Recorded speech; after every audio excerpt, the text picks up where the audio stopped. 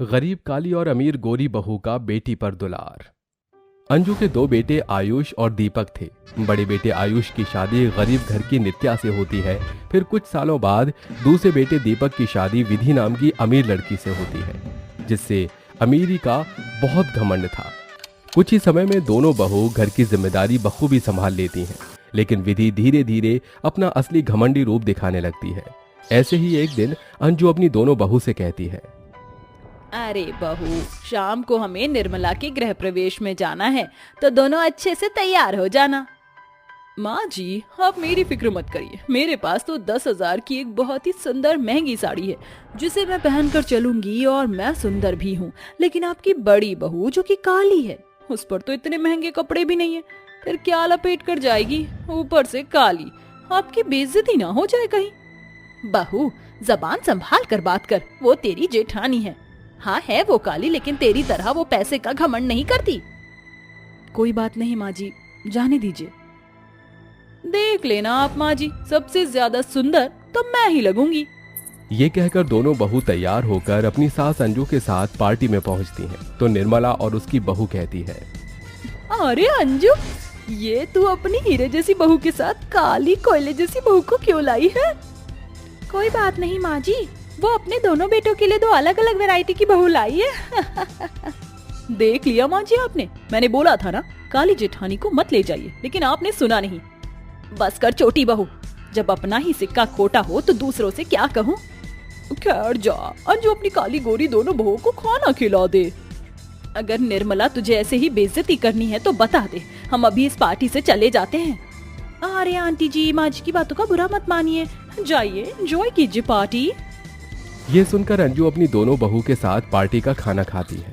वक्त बदलता है। अंजू की दोनों बहुएं उसके साथ कहीं भी जाती थीं, तो आसपास के लोग उसे काली गोरी बहू का ताना दिया करते थे, और गोरी बहू हमेशा अपनी अमीर होने का घमंड दिखाया करती थी। 3 साल बाद दोनों बहू एक साथ गर्भवती होती हैं और एक प्यारी सी बेटी को जन्म देती हैं। नित्या को उसकी तरह काली बेटी हुई थी, जबकि विधि ने गोरी बेटी को जन्म दिया था। इस बात पर विधि खुश तो थी, लेकिन अगले दिन ही उसके रोने की आवाज से कहती है, ओफो, ये कितना रो रही है। मैं तो परेशान हो गई हूँ इसकी रोने की आवाज सुनकर। माँ बनकर गलती कर दी मैंने, कौन संभालेगा इसे। लेकिन माँ जी रट लगाए बैठी थी। ओहो विधि, देखो भारती कितनी रो रही है, जरा इसे चुप करवा लो, मैं सो नहीं पा रहा। मैं क्या अकेले देखूं? भारती तुम्हारी भी तो बेटी है, तुम ही संभालो। अरे यार, कल मेरी बहुत इंपॉर्टेंट मीटिंग है, अगर नहीं सोया तो मेरा बहुत नुकसान हो जाएगा, चुप कराओ इसे। ऐसा कहकर दीपक शोर की वजह से दूसरे कमरे में सोने चला जाता है। वहीं विधि भी अपनी बेटी को रोता हुआ छोड़कर खुद सो जाती है। ऐसे में नित्या भारती की रोने की आवाज सुनकर उसे ले लेती है और विधि से कहती है, तो विधि उल्टा सुना देती है और नित्या खुद भारती को चुप कराने लगती है। हले ले ले ले ले भारती बेटा, क्या हुआ? मेरी बेटी क्यों रो रही है? भूखी भूखी लगी है क्या? बड़ी मम्मा है ना, दूध पिलाएंगी। जिसके बाद नित्या उसे अपना दूध पिलाती है। तभी उसकी बेटी भी रोने लगती है, तो वो दोनों बच्चों को एक साथ खिलाने लगती है। दोनों बच्चे खुशी से उसके साथ खेल रहे थे। दिन गुजरते हैं। अपनी अमीरी का घमंड दिखाने के लिए अपनी बेटी से तंग होकर विधि अंजू से कहती है, बस माँ जी, अब मैं और ये टॉलरेट नहीं कर सकती। मैंने एक नैनी से बात कर ली है, कल से वो भारती की रखवाली करेगी, उसका खाना पीना एवरीथिंग। पैसे फेंको तो क्या काम नहीं हो जाता। बहू, ये तू क्या बोल रही है? एक बच्चे को माँ की जरूरत होती है, वो माँ के आंचल में पलती है, और तू 15 दिन की बच्ची को किसी और के हाथों सौंप देगी? जो तेरा और उसका रिश्ता है वो मजबूत कैसे होगा? मैं माँ जी की बात से सहमत हूँ, तुम्हें ऐसा नहीं करना चाहिए विधि। भारती को तुम्हारी जरूरत है। मेरी बेटी को किसकी जरूरत है या नहीं, ये फैसला मैं करूंगी। मजबूत रिश्ता माय फुट। माँ जी, आपकी वजह से मुझे भारती को इस दुनिया में लाना पड़ा, वरना मुझे बच्चों का कोई शौक नहीं है। विधि, जो तुम करना चाहती हो मैं ये करने नहीं दूंगी। अगर तुम भारती की परवरिश नहीं कर सकती हो तो अब से मैं उसकी परवरिश की जिम्मेदारी लेती हूँ। ठीक है, शौक से करिए उसकी परवरिश, मैं तो ऑफिस ज्वाइन करूंगी अब। कोई बात नहीं बहू, तू अपनी अमीरी के घमंड में रह। तेरी बातों से इतना तो मैं जान गई हूँ कि तू एक अच्छी माँ नहीं बन पाएगी। जहाँ तक नित्या बहू का सवाल है, तो भले ही वो काली है, लेकिन तू देखना वो दोनों बच्चों की बहुत अच्छी परवरिश करेगी। वक्त गुजरता है। नित्या एक साथ अपनी दोनों बेटी का ख्याल रखती थी। टाइम पर खाना खिलाती थी, फिर दोनों स्कूल जाने लायक हो गईं। दोनों का एडमिशन साथ में करवाती है और पेरेंट्स मीटिंग भी खुद अटेंड करती है। एक बार भारती ऋतु के साथ खेलते हुए गिर जाती है। उसके पैरों पर चोट लगती है और वो विधि को पुकारती है। माँ, माँ मुझे चोट लग गई, जल्दी आइए माँ, खून निकल रहा है। खून निकल रहा है तो मैं क्या करूं? जा अपनी बड़ी माँ के पास। मुझसे क्या बोल रही है? मुझसे अपना कोई काम मत करवाया कर। तेरे आंसू देखकर मैं नहीं पिघलूंगी। अरे माँ जल्दी आओ, भारती के चोट लग गई। भारती बेटा? विधि कुछ तो शर्म करो, तुम्हारी अपनी बेटी है वो, और तुम ऐसे बोल रही हो। उस बेचारी के दिल पर क्या गुजरेगी? ऐसी हालत में देखकर नित्या जल्दी से उसके फर्स्ट एड करती है। तभी रोते हुए भारती कहती है, बड़ी माँ, माँ मेरे से इतनी रूठी हुई क्यों रहती है? वो मुझसे बात भी नहीं करती हैं, मेरे स्कूल का होमवर्क भी नहीं करवाती हैं, स्कूल पीटीएम में भी नहीं जाती हैं, जबकि मैं तो उनकी गोरी बेटी हूँ, काली भी नहीं हूँ, जो माँ मेरे साथ सौतेला जैसा व्यवहार करे। बेटा, तुम्हारी मम्मी तुम्हें पसंद नहीं करती, लेकिन एक दिन वो तुम्हें जरूर अपने सीने से लगाकर बेटी कहेंगी। ज्यादा मत सोचो, मैं हूं ना। बड़ी माँ मुझे नींद आ रही है, लोरी सुना दो। मुझे भी माँ लोरी सुनाओ। सुन सुन नन्हे लोरी की धुन, हो जा मीठे सपनों में गुम।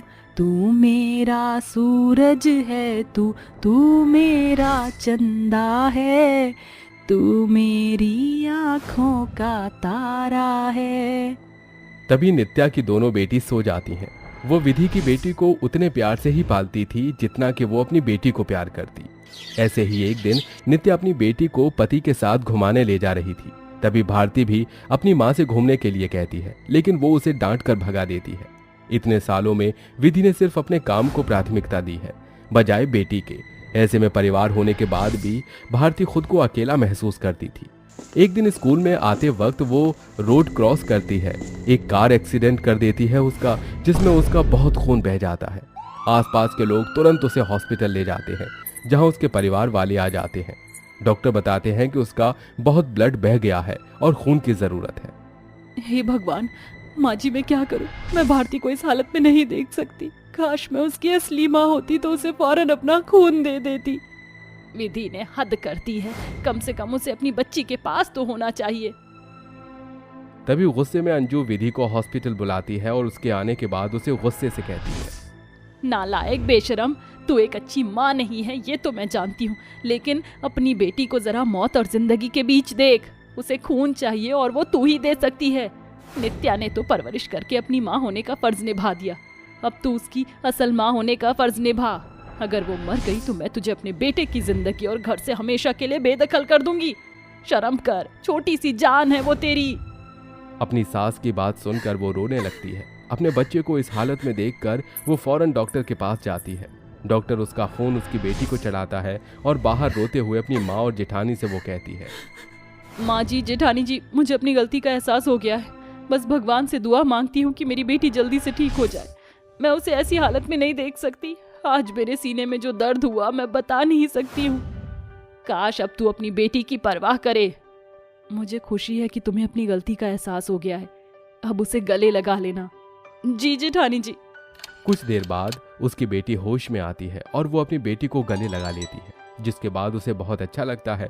वो उसे माथे पर चूमती है और हमेशा उसे एक माँ का प्यार देने का वादा करती है। कुछ दिनों बाद वो माँ बेटी खुशी खुशी रहने लगते हैं।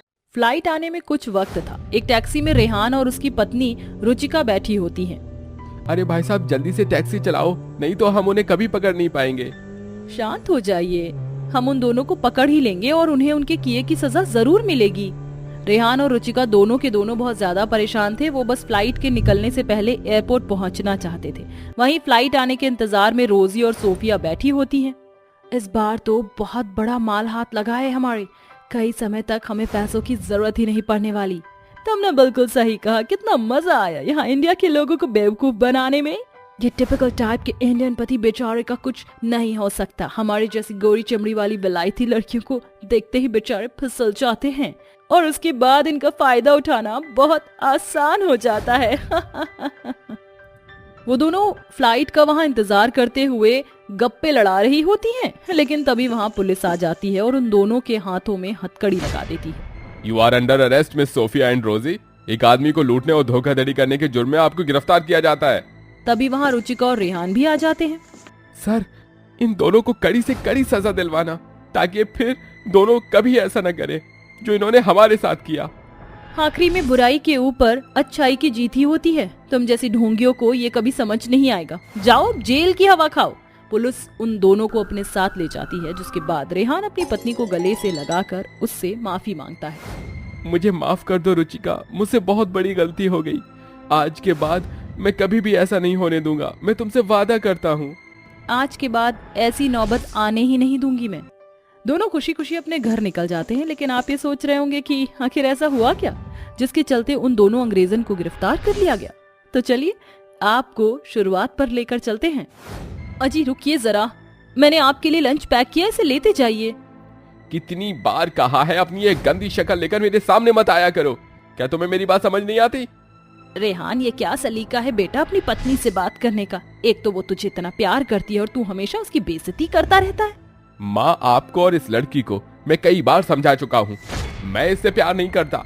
अरे आपने पता नहीं क्यों इस मनहूस लड़की से मेरी शादी करवा दी। ये तो मेरे लायक ही नहीं है।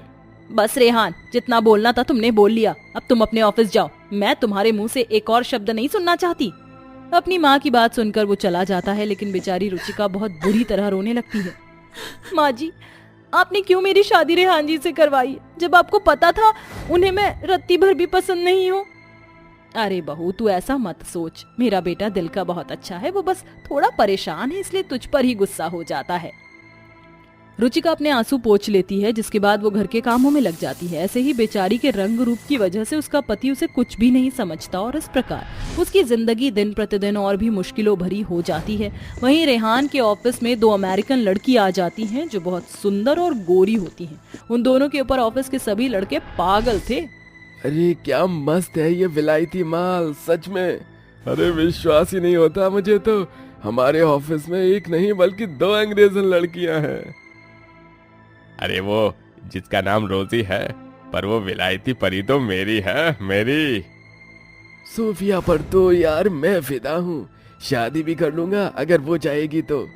सब अपने मनों में सपने देख रहे होते हैं, लेकिन सोफिया और रोजी केवल रेहान से ही बात करती हैं। रेहान भी दोनों को बराबर की लाइन दे रहा होता है, मानो जैसे उसको यही तो चाहिए था। देखते ही देखते रेहान को उन दोनों अंग्रेजनों से प्यार हो जाता है, जिसके चलते वह एक दिन उन दोनों को प्रपोज करता है। क्या तुम दोनों मुझसे शादी करना चाहोगी? मैं तुम दोनों को ही प्यार करता हूँ। विलायती अंग्रेजन के प्यार में लट्टू रेहान दोनों से शादी करके उन्हें अपने साथ अपने घर ले आता है। माँ, इन दोनों से मिलो, ये आपकी बहू है, सोफिया और रोजी। उमा एक जोरदार तमाचा अपने बेटे के मुंह पर मारती है। तेरी पहले ही शादी हो चुकी है, तूने अपनी पत्नी के होते हुए उसकी सौतन लाने के बारे में सोचा भी कैसे? माँ, ये घर मेरा भी है और मेरी शादी आपने मेरी मर्जी से नहीं करवाई थी, मुझसे बिना पूछे जबरदस्ती करवाई थी। इन दोनों से शादी करने का फैसला मेरा है और मैं इनके साथ खुश हूँ। अहो, यहाँ कितनी गर्मी है रेहान, तुम्हारा कमरा कहाँ है? हाँ रेहान, मैं अभी बहुत थक गई हूँ, अपने रूम में ले चलो, वहीं कुछ देर आराम कर लेते हैं। रेहान उन दोनों को अपने कमरे में ले जाता है, जहाँ पर रुचिका सो रही होती है। इसकी इतनी हिम्मत कि ये मेरे बिस्तर पर सोए। रेहान फौरन ही रुचिका के बाल पकड़कर उसे उठाता है। उठो यहाँ से, अब ये कमरा मेरा और मेरी दोनों पत्नियों का है। रुचिका अपने सामने अपनी अंग्रेजन सौतन को देखकर हैरान रह जाती है। नहीं, ऐसा नहीं हो सकता। आप मेरे होते हुए मेरी सौतन कैसे ला सकते हो? कह दो कि ये झूठ है, मैं ये सब कैसे बर्दाश्त करूंगी? अपना सामान पैक करो और यहाँ से निकल जाओ। ये घर अब तुम्हारा नहीं है, और हाँ, ये भी सच है कि अब ये दोनों ही मेरी पत्नी हैं। नहीं नहीं, आप मुझे इस घर से मत निकालिए। मैं कहाँ जाऊंगी रेहान जी? समाज में सब लोग मेरे बारे में क्या कहेंगे? मेरे ऊपर इतना अत्याचार मत करो, मैं इस घर के किसी भी एक कोने में रह लूंगी। ओहो रेहान डार्लिंग, इस बेचारी पर थोड़ा तरस खा लो। वैसे भी इसे इस घर में नौकरानी लायक तो जगह मिल ही जाएगी, और फिर हमें काम भी नहीं करने पड़ेंगे। क्या तुम चाहते हो कि हमारे नाजुक और कोमल हाथ काम करते करते खराब हो जाएं? अरे मेरी जान, मैं ऐसा बिल्कुल नहीं चाहता। अब तुम बोलती हो तो ठीक है, रहने देता हूँ इसे इस घर में। ऐसा कहने के बाद रेहान रुचिका को अपने कमरे से बाहर करके अंदर से लॉक लगा लेता है। दरवाजे के बाहर खड़ी रुचिका बेचारी अपनी किस्मत को कोसने लगती है। ये कैसी किस्मत है मेरी, आज मेरी किस्मत और मेरे काले रंग की वजह से ही ये सब हुआ है। रुचिका रोते हुए वहां से जाने लगती है। तभी उसके सामने उमा आती है। बहू मुझे माफ कर दे, ये सब मेरी ही करनी है जो तू भुगत रही है। नहीं माँ, आपने तो अच्छा ही सोचा था, लेकिन मेरी किस्मत ही खराब है। आप परेशान मत होइए, सब ठीक हो जाएगा। उसकी बात सुनने के बाद उमा थोड़ी शांत हो जाती है और उसकी तरफ देखकर कहती है, बहुत हुआ, अब तुम्हें थोड़ी मेहनत करनी होगी अगर तुम्हें अपना पति वापस चाहिए तो। उमा अपनी बहू को अपने साथ पार्लर लेकर जाती है, जहाँ पूरे 6 घंटों के बाद जब वह उमा के सामने आती है, अरे वाह क्या बात है बहू, तू बहुत सुंदर लग रही है। अब तो रेहान तुझे अपनी शादी की पार्टी में देखता ही रह जाएगा। उमा अपनी बहू के साथ पार्टी में पहुंच जाती है, जहां सबकी नजर रुचिका के ऊपर ही होती है। रुचिका की खूबसूरती को देखकर रेहान भी हैरान रह जाता है, जिसके चलते विलायती रोजी और सोफिया भी फीकी पड़ जाती है। लेकिन वो रेहान को और शराब पिला देती हैं और एक कमरे में ले जाती हैं। रेहान, क्या तुम हमारे प्यार के लिए अपना सब कुछ हमारे नाम कर सकते हो? हाँ मेरी जान, अभी कर सकता हूँ। ये लो फिर करो अपना सब कुछ हमारे नाम। रेहान के नशे में होने का फायदा उठाकर रोजी और सोफिया उसका सब कुछ अपने नाम कर लेती हैं, जिसके बाद वो दोनों सामान पैक करती हैं और वहाँ से अगले दिन सुबह निकल जाती हैं। उन्हें जाते हुए देख रुचिका देख लेती है और रेहान को आकर बता देती है, मैंने अभी कुछ देर पहले ही रोजी और सोफिया को एयरपोर्ट की टैक्सी लेकर जाते हुए देखा है। ये सुनकर रेहान सब कुछ समझ जाता है, जिसके बाद वह रुचिका के साथ टैक्सी में बैठ जाते हैं और रेहान रोजी और सोफिया की सच्चाई रुचिका को बता देता है, जिसके बाद वह दोनों एयरपोर्ट पर समय से पहले पहुंचकर उन दोनों अंग्रेजन को पकड़ लेते हैं। और उस दिन के बाद रेहान को अकल आ जाती है और वह अपनी पत्नी रुचिका के साथ खुशी खुशी रहने लगता है।